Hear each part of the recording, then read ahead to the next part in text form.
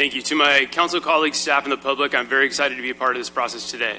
I bring not just the views of myself, but those of my constituents. We have policies and practices that need to be updated to 2025 standards. Unfortunately, these are coming through the implementation of our general plan, housing element, and state housing legislation. Legislating policy in-house often doesn't require budget allocations, and many best practices are already open sourced. While this meeting is for high-level goals, I'd like to find some common ground when it comes to housing for all, climate action, planning our multi-generational community center, civic center, updating master plans, further streamlining our building permit process, and most important, our human capital, our employees. Many of these issues we can't solve alone, and we need to leverage partnerships that currently exist and be flexible when it comes to new partnerships. We can continue to further our housing options for our residents of Gilroy and strengthen our housing trust fund. In our housing element, we have committed to programs that break down segregation of past and affirmatively further fair housing through an inclusionary housing policy, facilitate missing middle income housing, collaborate with community development department, and updating our ordinances.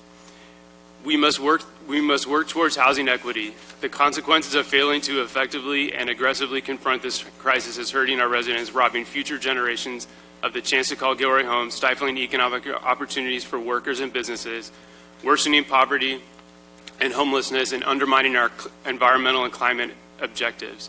Many of us hear from our constituents regarding rental price increases, whether market rate or below market rate.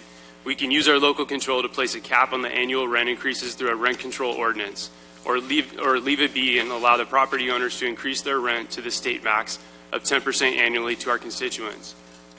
Many of our opportunity sites in our downtown expansion district and First Street mixed-use corridor are zoned for commercial and residential. We used to have an active developers roundtable hosted by city staff. I'd like to see staff host these monthly and draw in all developers as this could help with economic development and build a peer-to-peer relationship. For climate action, we can build out best practices and reach building codes, join the other cities within Silicon Valley Clean Energy, and adopt clean energy building codes that keep the cost of construction low, prevents pollution, and utilizes the grid's clean electricity. Continuing to install infrastructure on city assets like solar plus battery storage and EV charging capabilities will move us in the right direction. Grant funding is available if we align these policies with those around the region. For local economic development, we can streamline the business permit process. We need to cut out the parts that slow the grand opening for a business.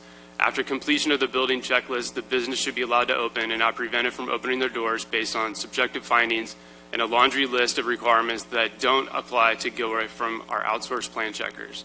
When we remove barriers to opening businesses quickly, local jobs of all incomes will be more readily available. Everyone should have access to jobs that pay a living wage and expand their skills. The arts are alive in Gilroy.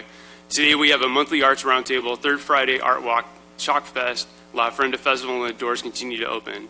The city of Gilroy celebrates the role that the arts and creativity help in helping us navigate a pandemic, amplify the need for racial equality, and highlight the power of arts to change the lives for the better. The city of Gilroy recognizes that the arts and creativity support student success, a lifelong learning, provide key job skills, and bring joy to our community while strengthening our connections. We need to continue to invest in our human capital or our workforce. I remain concerned that the recruitment and retention of the fire department and the mental health and stress that puts on them, the root cause of staffing still hasn't been solved. We made significant improvements to recruitment and retention with Local 2805, but we can't seem to maintain our staffing levels with the standards of coverage called for, and to permanently staff the Santa Teresa Fire Station number 4.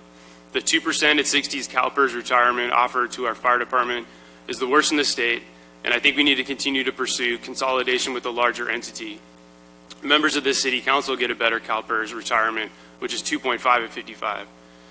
In a letter last year from the city administration in response to the countywide LAFCO service review, quote, the Gilroy Fire Department agrees with and appreciates the potential advantages of combining services with South County region through participation with a single larger entity that would address increasing costs and needed efficiencies. Contracting out also brings the potential for one or more alternative service models to the Gilroy Fire Department. The city is currently in negotiations to finalize and receive funding for a permanent fourth fire station, the completion of which was contemplated as part of the necessary for response times goals by the City Council in 2019. With the completion of the fourth fire station, the recent City Council approval to initiate exploration of combined service in South County, we believe that there are many opportunities underway. With the action taken last month by the Board of Supervisors to dissolve the South Santa Clara County Fire District and annexing territories into the Santa Clara County Central Fire Protection District, now is the best time to continue that exploration of consolidation for our county partners, who have continued to provide the much-needed safety net in services, including expansion of the county St. Louis Hospital, Santa Clara Family Health Plan Community Resource Center, and many more. Lastly, our Housing and Community Services Division has 6 mandated programs that need to be completed in 2025 and 2026, 9 to still be completed.